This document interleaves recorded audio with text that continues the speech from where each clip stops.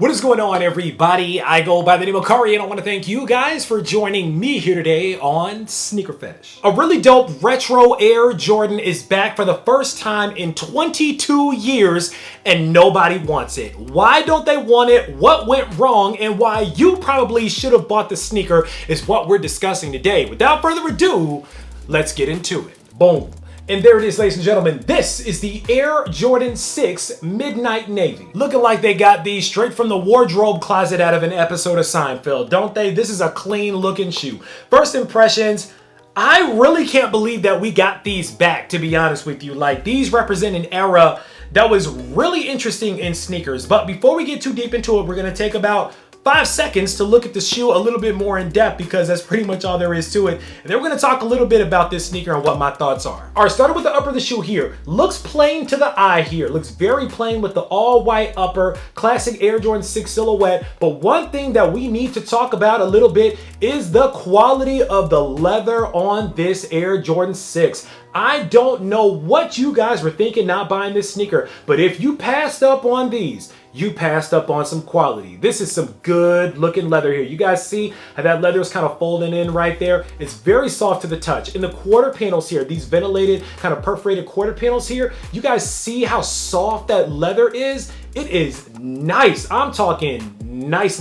Man, y'all did a good job with the leather on this Jordan brand. Good job. All right, moving down from there, of course, you have the Midnight Navy hits on the midsole of the shoe as well. Taking a top down look at the shoe here, classic Air Jordan 6 design here. Look at the leather on that toe box, how it just folds in. Moving up from there, you have the classic shroud here with the Midnight Navy stitch Jumpman, along with the Dubray or the lace lock, whatever you want to call it. Also, Midnight Blue with the Jumpman as well. Moving around to the heel of the shoe here, Midnight Navy Jumpman with the white stitched air right underneath that. Very nice Midnight Navy kind of spoiler, whatever you want to call this heel pull here. Very nice there with the white line in the middle of it as well. Really dope, very classic. If you had a pair of these back from 2000, you will appreciate this brand new icy blue semi-translucent outsole on this shoe. Because if you guys had a pair from the year 2000, it's looking real yellow now. So this looks good, I like it. I don't even have to take the insole out. Midnight navy blue insole with the white Jumpman on the heel. And that's pretty much it when it comes to the 2022 Midnight Navy Air Jordan 6. Now,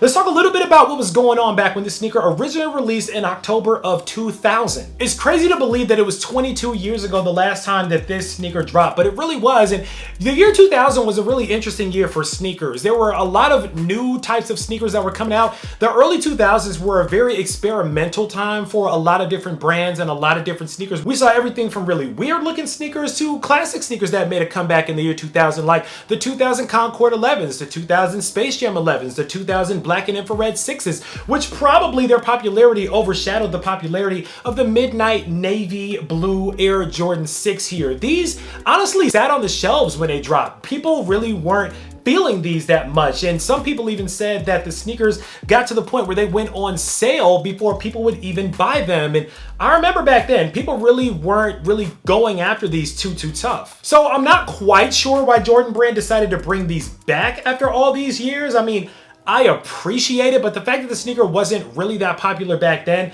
kind of mirrors the fact that they're not that popular today. They're just plain looking at the end of the day. They're super plain. There's not a lot of personality within the shoe. Unless you have a nostalgic connection to the shoe, these were probably a really easy pass with all of the other sneakers that are coming out these days. That makes it even harder because the market wasn't anywhere near as saturated as it used to be back in the day. And today, not only do we have to deal with the fact that these are just a plain looking shoe, but there's 1,000 other sneakers that other people want too. So it's like, easy pass. But I will continue to say that these were a very solid pickup if you did go ahead and pick these sneakers up. You weren't disappointed with them. I've seen a couple of people say that they were a little disappointed. I think they just felt like the sneaker was lackluster, but this sneaker is not lacking in the quality department. It's a good shoe. Now, here's the thing that I think Jordan Brand missed the mark on that really would have made this sneaker fly off the shelves. Number one is the face box. If you guys remember, back in 2000 when these sneakers were coming out, that's when we were getting the infamous black and silver box with the whole lid of the shoe being Michael Jordan's face. A lot of OG collectors and a lot of old school sneakerheads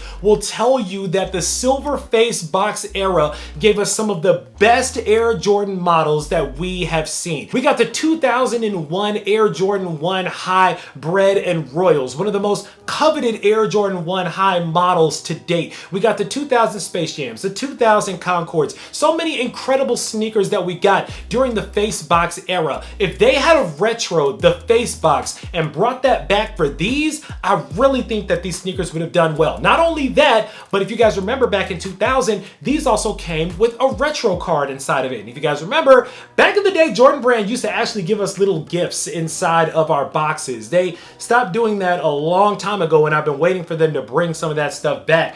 But you got the face box, and then you also got the retro card. I'm not gonna lie to you guys, for nostalgia purposes or because it was just something different that the brand did, if they had dropped this exact same sneaker with a silver face box and a retro card inside of it, Jordan Brand, if you're listening, you would have sold a lot more of these. And I mean, a lot more of these. It's the little things like that that really make the difference whether or not people are going to spend their $200 on these sneakers these days. People are picky, a lot pickier than they used to be back in the day because we have so many more options to choose from. Now, I'm not saying that the updated box is bad. I understand that this is the standard Air Jordan 6 box and they threw a little midnight navy on it to give it a little razzle dazzle. But again, if we had have gotten an updated version of the silver face box, hands down, this would have done a lot better. I don't know what's going on over there at Jordan Brand, but my hope is, based on what you guys are seeing as far as sell-through or the lack thereof of this sneaker, it'll help people at the brand understand what makes the customers connect a little bit more to the product.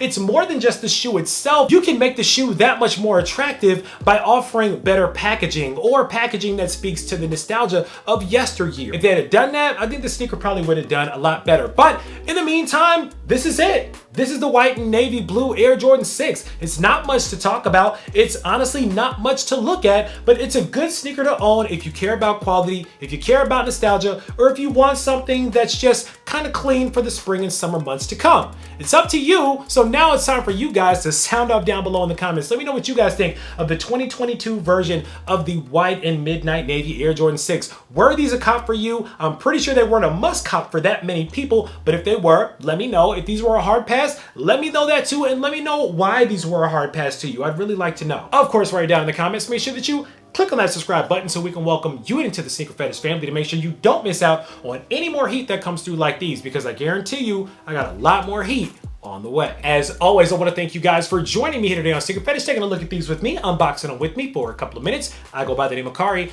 This is the 2022 white and midnight navy blue Air Jordan 6. And until next time, I'm out.